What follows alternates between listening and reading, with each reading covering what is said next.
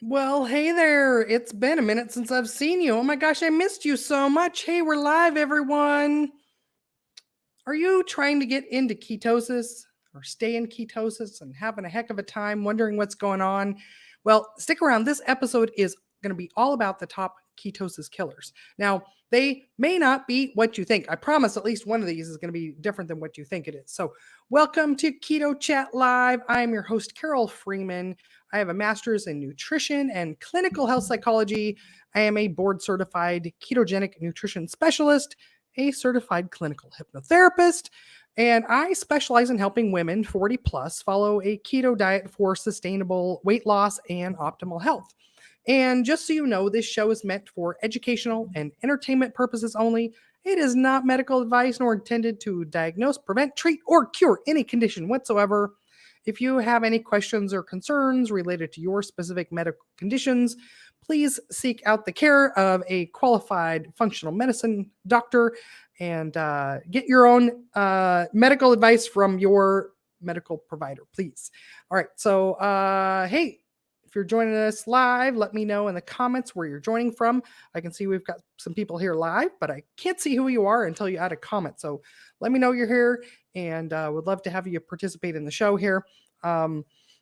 I haven't been on here live in a little while. If you're listening to the recordings, that doesn't matter. But for those of you live, I've had some travel going on. I'm getting ready in a couple weeks to head back up to the Pacific Northwest. So I 27 years of my life lived in the Seattle area. My son and most of my family and lots of my friends are still up in the area. And I go up there every year for my son's birthday. So this year I'm going for a full 2 weeks, maybe longer. And I've got a bunch of comedy shows up there as well. So if you follow me on Facebook, I just posted my show list, but I've got lots of shows in Washington State and some in the Portland area for your enjoyment. So let me know if you'd like to know that schedule and you want to see me in person. Would love to see you. And those of you that are fans of the show from the very beginning, our early episodes, my co-host was Simon Kaufman. And so hopefully we'll be able to have one of our Keto Chat live shows while I'm there, and he can be on as our special guest co-host. So kind of a throwback episode with our first co-host that I had on here, and I will be doing some of the comedy shows with him. And so if you like that dynamic we have the two of us, check out our shows coming in the next couple of weeks, and also come see some of our comedy shows in the Northwest area there. So, all right, on to the topic of the day. Ketosis killers. All right. So, a couple of upfront disclaimers on this is that, a lot of terminology people might say like, oh, I got kicked out of ketosis, or, this is, even the term I'm using, ketosis killer. Think of it actually as a spectrum though. So it's not like a light switch. It's not like you're in ketosis or you're not. It's more of a spectrum of, are ketones detectable in your blood? And they may be trace levels. They may be all the way up to, I don't know, a 5 or a 10 at the really, really high end of the spectrum there. So it is a spectrum. So the things I'm talking about generally are going to suppress ketosis, and it's going to be dose dependent. And so, for example, if you ate 500 grams of carbohydrates, for most people, that is going to be enough that it completely suppresses your body's ability to be in ketosis all the way. But if you overeat carbohydrates a little bit, maybe you eat 20 grams of carbs at one meal, you may still have some ketones, but it may be a lot lower than what it would be had you been fasting. So all these things that I'm going to mention here as ketosis killers, think of them as ketosis suppressors. If you've been in ketosis already, any of these things may or may not suppress your ketone levels for you personally. That's the other thing to know, is that it actually can be very case by case dependent. Whereas some people can eat 50 grams of carbs a day or 100 grams of carbs a day and still remain in ketosis, depending on their metabolic health, their level of activity. Some people eating 10 grams of carbs in one meal, no matter what kind, is going to be more than their body can tolerate. So case by case, also, again, thinking of these as on a spectrum of things. And so here's a fun fact. Here's one you're going to think is on this list, but it's not. I'm putting it right up front, is that for most people, too much protein does not kill ketosis. It does not suppress ketosis. This is something that we've learned over the years. I've been doing this work for over 7 years now, and we've learned that it turns out that was just a myth or misunderstanding in the beginning, that if your goals are weight loss and you're otherwise a healthy person, which I know if you're needing to lose weight, that's kind of a loaded term, but if you don't have any other disease diagnosed, too much protein actually, especially when your goal is losing weight, is not going to be a ketosis killer.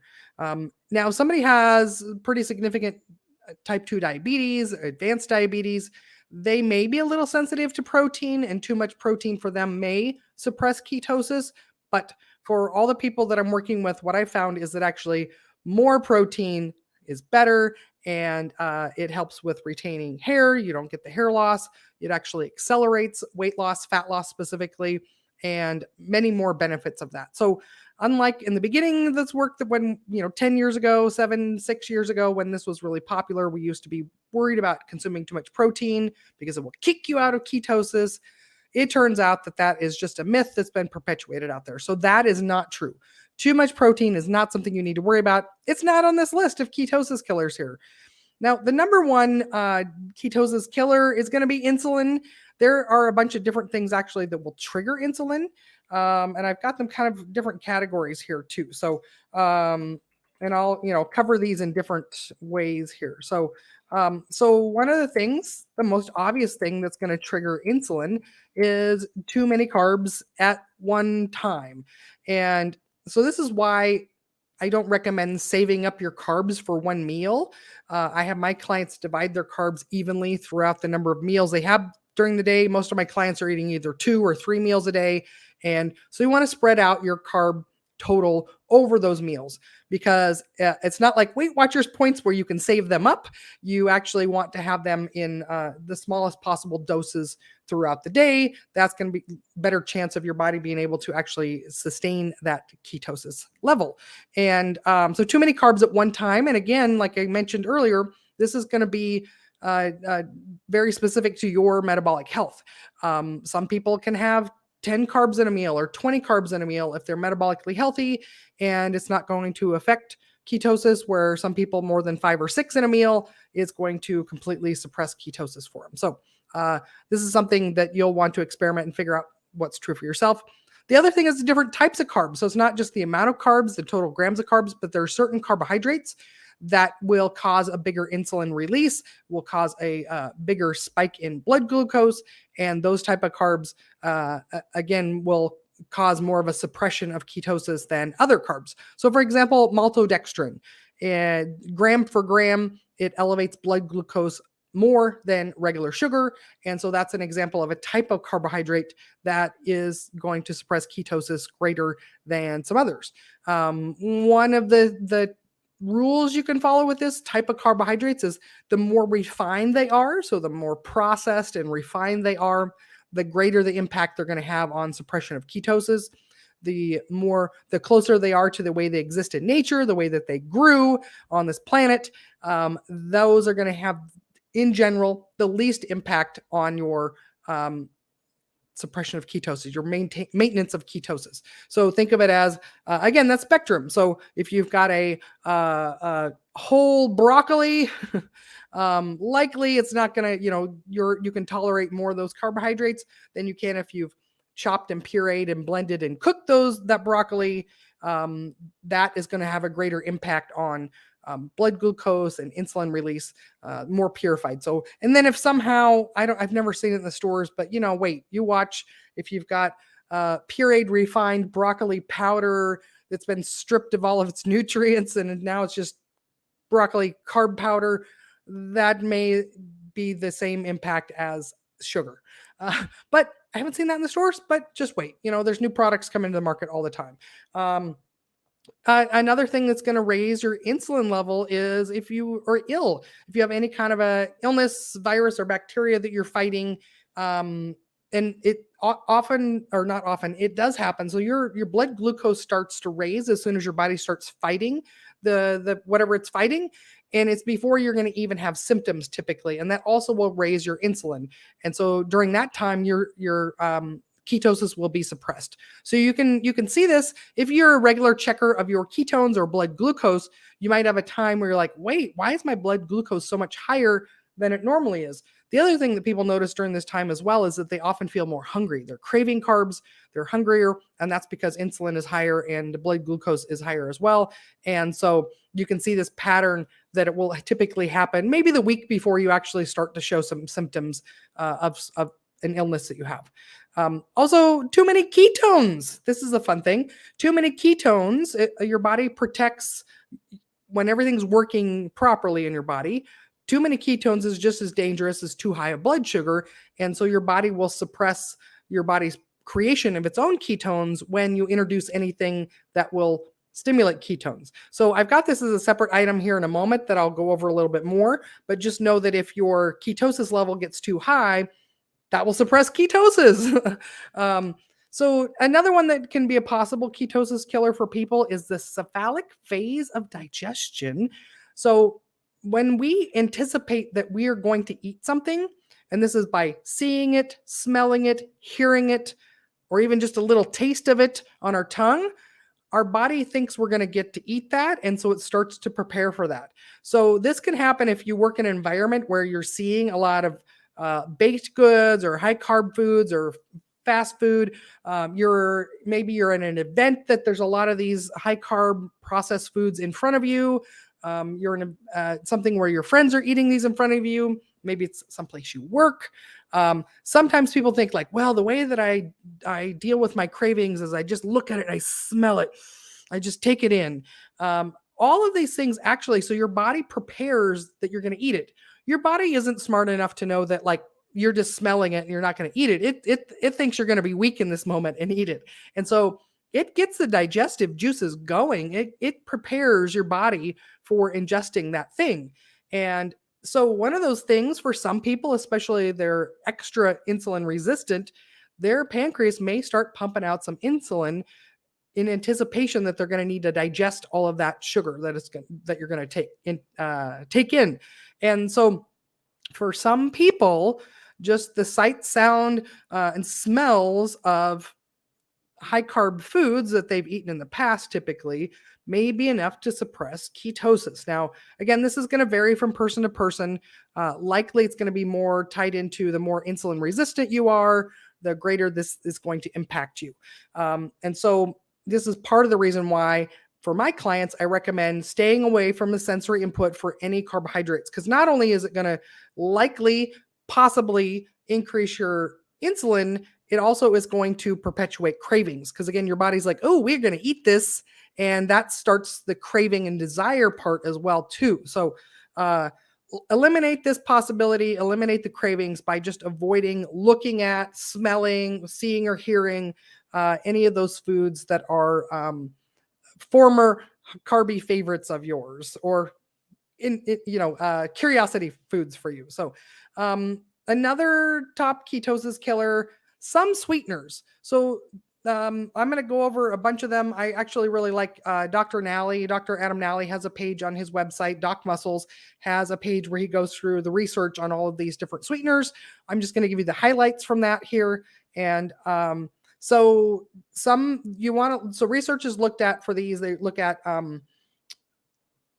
insulin response to sweeteners, and specifically we're looking at non-nutritive, so non-sugar sweeteners, no calorie sweeteners here. Of course, sugar as a sweetener and all those like nutritive sweeteners are going to raise your insulin and blood glucose, but these are considered non-nutritive, so typically they should not raise blood glucose, but some of these do raise blood glucose a little bit, and then some of them raise insulin independent of raising glucose or not. So I'll go over these here. All right. IDM, take shrooms while I eat keto. Okay. Most drugs I don't suppress ketosis, but what you eat when you're on drugs, that may very well affect your ketosis. All right, so non-nutritive sweeteners here. Here's the summary of what can and can't affect ketosis. So aspartame, also known as, oh man, what was that? Equal. That's what that one is. Does not raise insulin, does not raise blood glucose. Now, the thing is with most desserty things that maybe say low carb or keto friendly, they often have a combination of different sweeteners in them. And so sometimes one of them may be okay, but the other one may be problematic. This is also a case where some people are going to be sensitive to these, even though the research says, oh, this one should be fine. Some people are sensitive to these. So this is what research shows about these, but also your results may vary. So if it doesn't work for you, that doesn't mean you should keep forcing yourself to try to consume it. So aspartame, research says that that one's okay, that it does not raise blood glucose, does not raise insulin.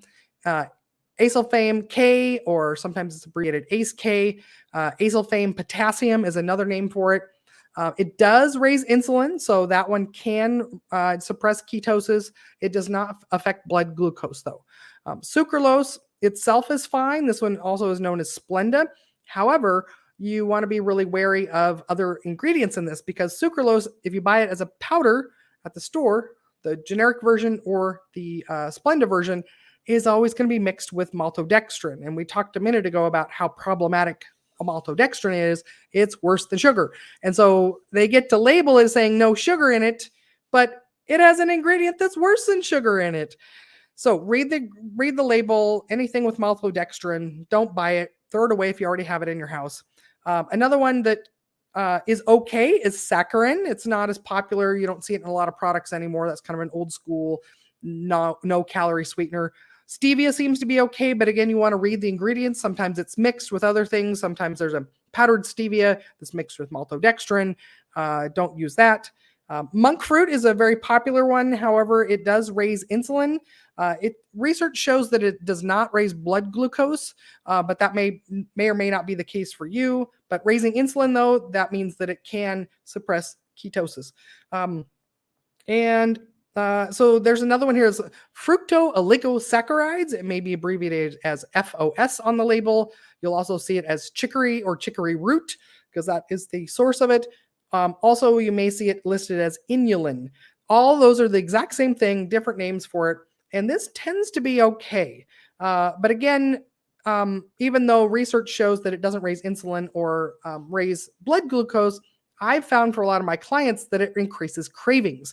So there's multiple factors here of things you want to watch out for. So just because it doesn't suppress ketosis doesn't mean that it's going to help you stick with keto long-term and help you lose weight. Because if you eat this thing that has inulin or FOS in it and suddenly you're craving all day long and you can't stop eating it, you are going to overeat and you're going to kill your goal of weight loss in the first place.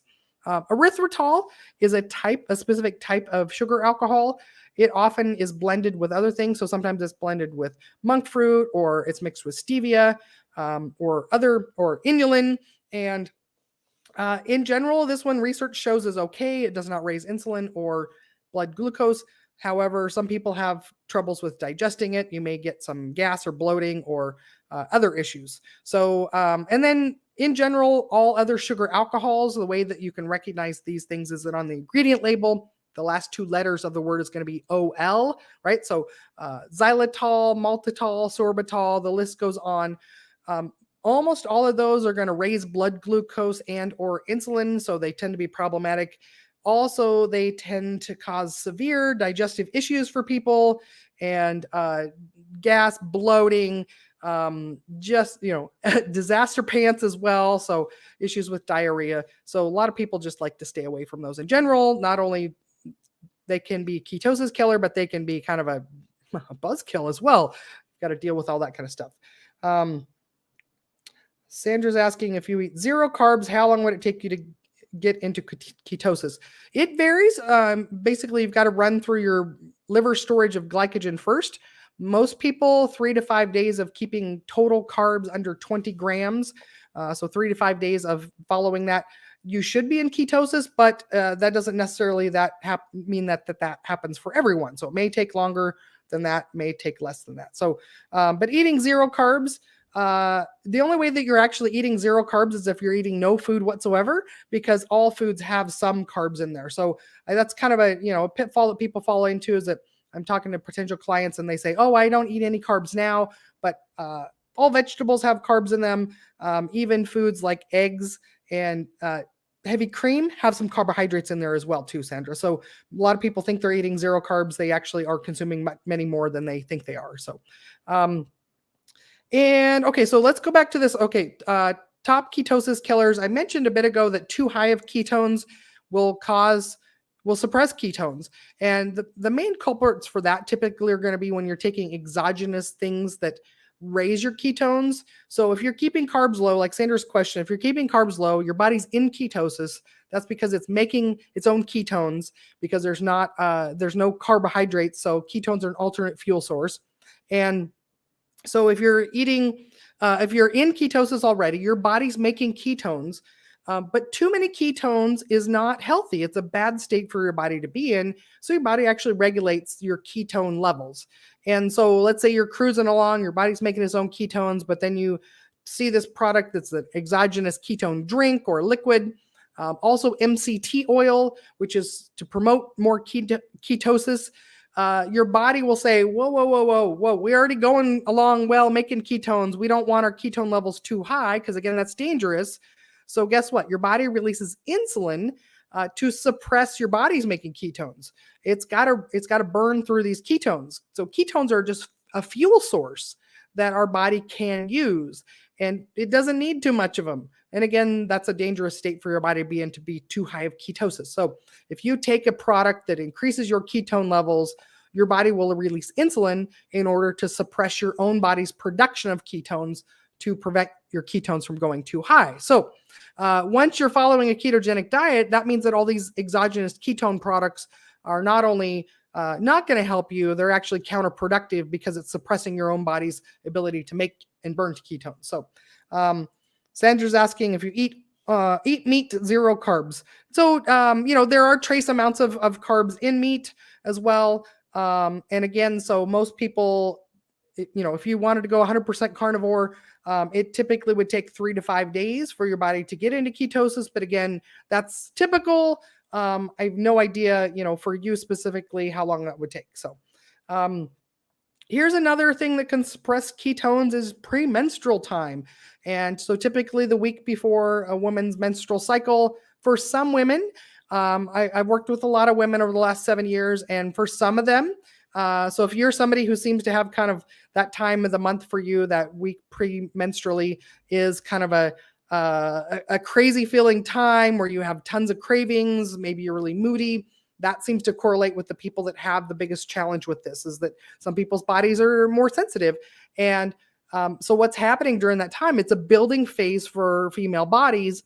And so your body actually will raise your blood glucose during that time. Your insulin is probably a little higher as well, because insulin is a building hormone. It's telling your body to build. We need to build this vessel because there may be a baby that comes along, and that increases cravings for those women. And again, it doesn't happen for all women, but it increases cravings. You're increasing your blood glucose. Your insulin is higher, and this is going to be a time where your ketones are going to be lower for some women. So that premenstrual, the week before that time, that may be a time that your body is suppressing ketosis.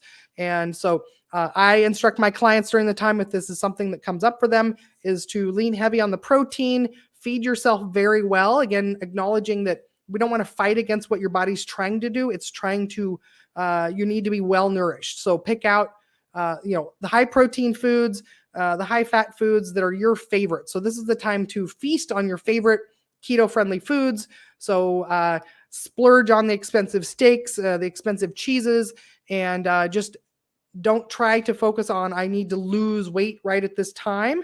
I need to lose fat. Just feed and nourish your body.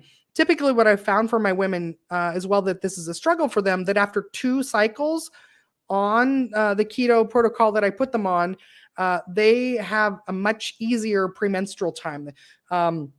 Their cycles tends to shift and go into alignment with the new moon, and that their cravings are lower, and they're much more able to, stay on track with things after about 2 cycles of following my protocol. So if it is something in the beginning that is a struggle for you, it does get a lot better over time. Another thing that's going to suppress ketosis is alcohol. Alcohol suppresses ketosis. Now, it's not just about the amount of carbs in it. So a lot of people say, well, I drink vodka and soda, it has no carbs, so therefore I'm not suppressing ketosis. But alcohol in and among itself, even if it has zero carbs in it, will suppress ketosis. That's just a fact of physiology. And also this can, this can be problematic for people as well too, because you're also suppressing your liver's ability to make blood glucose. This physiologically makes you hungrier. It also can make you feel like you're going to crave carbs a lot as well too. So just being mindful of alcohol on a keto diet, it can be counterproductive to your goals in a lot of different ways. And the final one I have here that's going to be a ketosis killer is cortisol. There are several things that can raise cortisol in our body. And one of the ones I mentioned already is illness. So during a time of illness, cortisol is higher in the body as well. That's another factor that's going to suppress ketosis. Lack of sleep raises cortisol. So if you're not getting adequate sleep even one night, or if it's a chronic problem for you, this may be the culprit. If you have trouble staying in ketosis or getting in ketosis, is examine your sleep. Acute or chronic stress, that's a cortisol increaser as well, and a ketosis killer, a ketosis suppressor. And travel. So even if you're going to a place that you love and you're going on vacation, travel itself is just a stressor on the body, raises cortisol. It very likely may suppress ketosis for you as well too. All right, so those are our top 6 ketosis killers. And again, they may not be what you thought. Next week's episode, I'm going to talk about the fear of failure. And this is something that I see in potential clients, because I'm working with ladies that often they've dieted for decades. They've tried every diet under the sun. My last client that I enrolled to come work with me, she said, I challenge you to name a diet I haven't tried. So this is how many diets these ladies have been on. And one of their top fears, how do I know working with you is going to be any different than what I've done before? They blame themselves for their failures. They blame themselves for, well, I lost weight on the diet, so it wasn't the diet's fault, but some reason I didn't stick with it and I gained the weight back. That's the diet's fault. You need both. The diet isn't just the weight loss part. The diet is the sustainability of it, your ability to stick with it, to get the support, the education, information about how you can actually stick with something long term. And so I'm going to talk about that in my next episode, the fear of failure and the things that you need in place in order to not fail on your weight loss attempts, and how our brain tends to have this black and white thinking of like all or nothing. So that's going to be the next episode, fear of failure, how to overcome that, how to actually be successful on your weight loss attempts when you've failed so many times in the past. And so this episode, we've talked about top ketosis killers. I covered 6 of them. It's not too much protein, not what you thought. Insulin increase, sensory input of the cephalic phase of digestion. Some sweeteners may be a culprit. Too high of ketones in your body. Premenstrual time for some women. Alcohol. Too high of cortisol. Those are my top ketosis killers that may be sabotaging your results and your ketones. So if you liked what you heard here today and you'd like to get a more personalized support for your keto diet, I invite you to check out my website, ketocarol.com. I have current openings for clients. I work with a very small amount of people at a time, and I only work with people by application because I want to make sure that they're a right fit for what I can help with, and also that I'm the right person that matches what their goals are. So my approach is very comprehensive, personally tailored to each person's needs.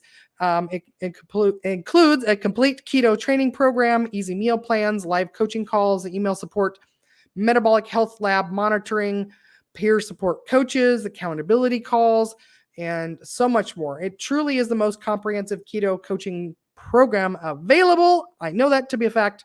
And so if you're ready to stop messing around and you're ready for the next chapter of your life where you are the best version of yourself, I invite you to apply to work with me. So visit ketocarol.com, see if it's a match. And remember, share the show. Let me give you a little banner here that's got my website. Here we go.